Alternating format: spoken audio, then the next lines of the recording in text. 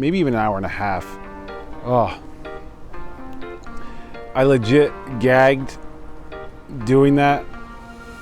God, this is the grossest car I've ever had to do that on.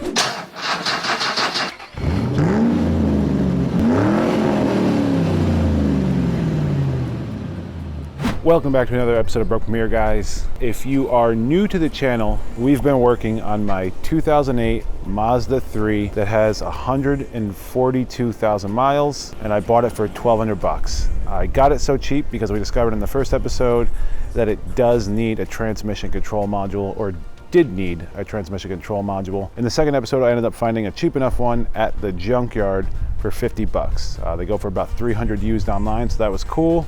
Ended up taking for a test drive, solved. So happy about that. Third episode, I finally was able to get the windshield installed, redo the headlights, and paint correct the back here. And for those of you that have been watching and wondering how well it came out, look at that.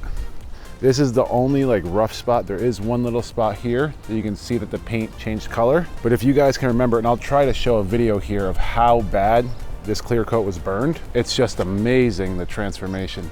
Doing this paint job increased my confidence so much that I feel strong about it now. I don't want to get too carried away and think I'm the greatest, I'm definitely not, but compared to what I used to have felt being scared to do a lot of this, I'm really, really impressed with it. Just the sheen that came out on this thing. Even the orange peel on here looks stock, if not stock, 95% there. It is so good. I'm really impressed with myself, not to pat myself on the back too much, but just a tiny bit. Here's a little tiny spot. You can see the color change from burning through the original clear coat. But I mean, guys, compared to what it was, this car is beautiful. Once I buffed the trunk, everything, if someone notices it, great, I'll just tell them. Started to burn through the clear coat. I corrected it before it became a major disaster. But for today, my goal is to finally clean the interior of this thing. It is disgusting. It doesn't look that bad, and it doesn't smell that bad as far as known scents. It just smells dirty and gross and grimy. Grimy is the word. Oh, it makes me gag. It's so weird. All the smells and all the cars that I've gotten, nothing has made me actually gag. This, for some reason, does. I don't know what it is. It's just gross. I don't know.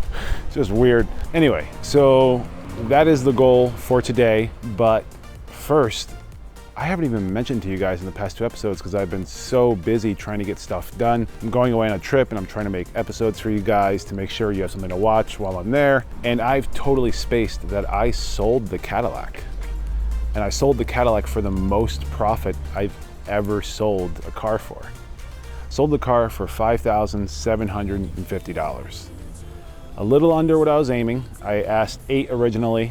I didn't think I was gonna get that. I thought maybe 7 if I got real lucky, but I was thinking probably more around 6, 6.5, 57.50 I'm totally cool with. So they showed up. I think at the time I had $1,400 into the car hole, right around there. It was 1,200 bucks for the car. Well, it was $900 for the car, 300 in fees to get it registered, another 100 bucks to get it towed. So I was up to 1,300, like 100 bucks in oils and transmission fluid, probably maybe 150. So let's say 1,450. So that means I made $4,300 on that Cadillac. So happy. So happy. Definitely the most money I've ever made on a car, period. I hope to keep that momentum going. I am realizing the higher prices, I have to be more patient and willing to negotiate if I want it to go faster. If it's a high price car, and I think anyone who sells cars knows this, they understand that, and I know it, but I still have to deal with patience. Any of you who have been following me know that that's the one thing I lack in the most. So if I'm gonna do higher end cars, I have to be able to have another car selling at the same time, so I'm not feeling like I need that paycheck. With that said, that's actually why I picked up the Mazda. I just didn't think the Cadillac would actually sell that quick. It actually sold 2 episodes ago, and I just kept forgetting to tell you guys. Anyway, it sold to a great couple.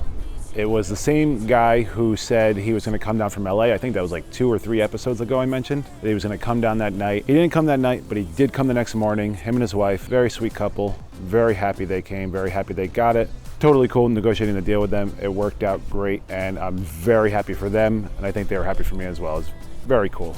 very good sale. And one of the main reasons why I've also been distracted and just kept forgetting to tell you guys is I finally got the Ford registered, put into my name, Smog, everything's good. This is officially my tow truck. Behind the scenes, I've been running to the DMV, going to get the Smog, had a problem with the Smog, it wouldn't hit evap, cleared the evap, got back to the Smog, got it registered, paid the fees, after selling the Cadillac to have the money to pay the fee. So like it's been bouncing all around trying to get this set up so I can go on my trip, visit some family and not be worried about this thing being towed because they had ran out of registration. And that was getting to me quite a bit. It was just weighing on my chest whether this thing was gonna be yanked away from me while I was away, because I still hadn't put it in my name. It was just sitting here waiting until I could get it fixed to pass Smog, then go get it in my name. So that has been a long adventure that is finally closed and it is mine.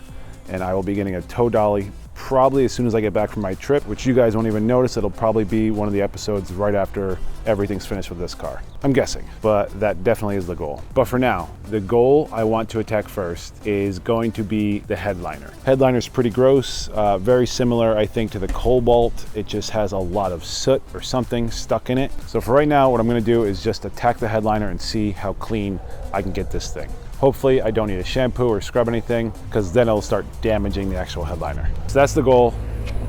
Let's get at it.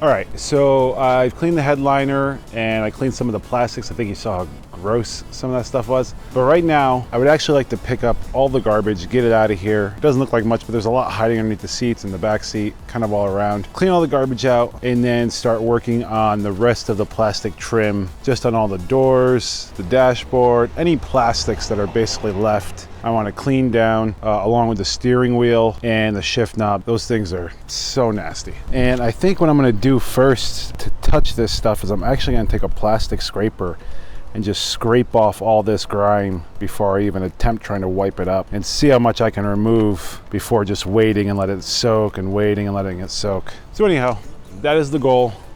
Let's get at it.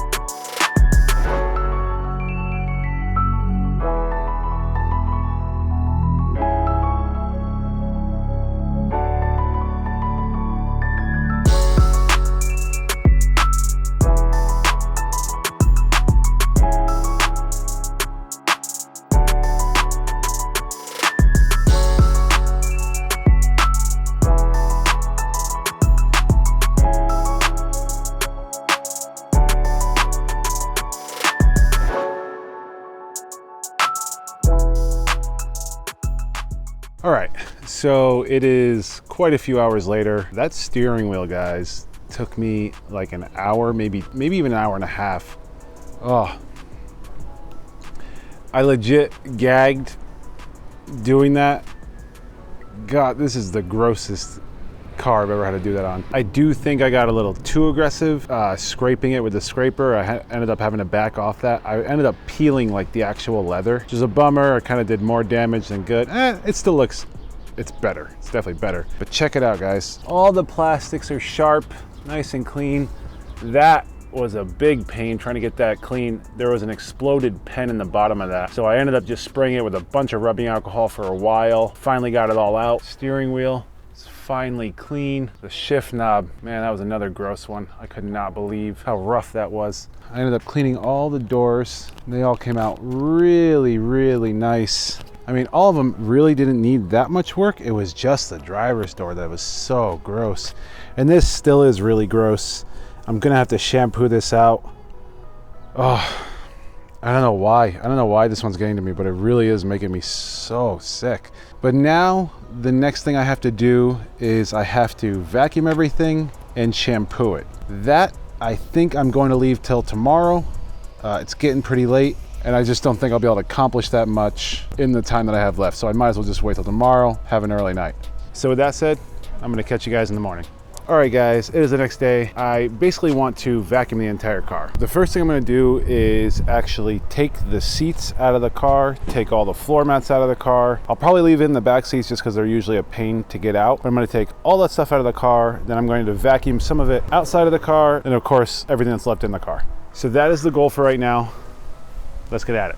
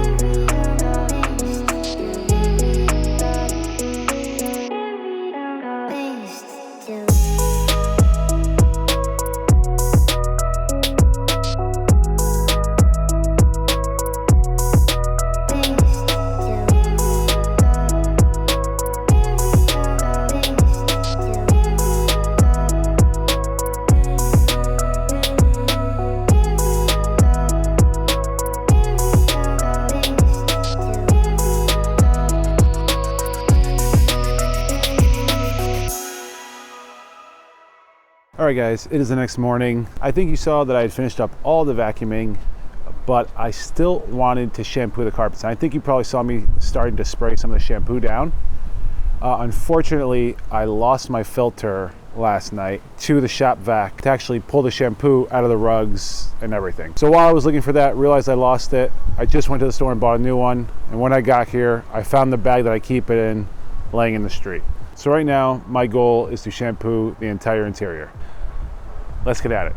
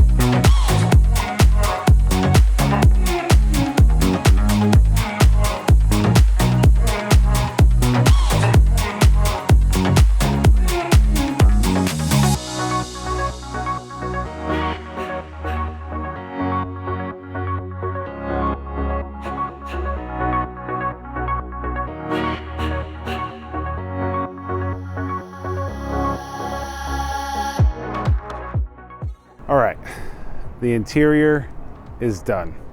Well, most of it. The only thing I haven't touched is the trunk. There's really not much to do. I'll probably do that in the next episode when I finally get to wash the car and buff it all. Just because I'll have the power washer, it's easier to wash that giant carpet in the back. But check it out, guys. If you can remember how much grime, hair, nastiness was all over just things like the shifter, the steering wheel. Oh, the steering wheel was so gross.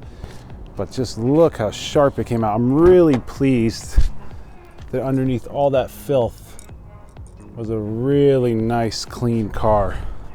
It just came out awesome. Luckily, the back seats were pretty good. They just smelled like the rest of the car. And really, I didn't even need to shampoo the rugs all that much. Really, it was just all for scent. Front seats came out pretty good. I'm still having trouble getting these two stains out. I don't think there's much more I can do. I've washed it 4 or 5 times. I think you guys saw 2 of them. I think that's as good as it's gonna get. Front door came out way better. I think you saw me kind of just brushing off most of that filth.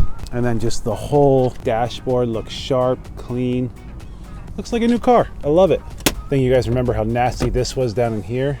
Looks brand new. It is sharp. It'll probably get one more quick vacuum before photos, but it is looking good. Real quick, guys, if you haven't yet, make sure to go down, hit the subscribe button, and click that notifications bell. This way you get alerted every time I drop a new video. I'm doing 2 a week now. Also, if you haven't, make sure to hit that like button. I appreciate it every time. I tell you guys, I really do. It means a lot, helps a lot. So thank you. But I think that's gonna be it, guys. I think that's gonna wrap up another episode of Broke Premiere. In the next episode, we will be wet sanding, buffing, and washing the car and trying to get that shine on the entire thing. But until then, guys, I hope you have a wonderful rest of your week, and I will catch you again on Thursday. Later, guys.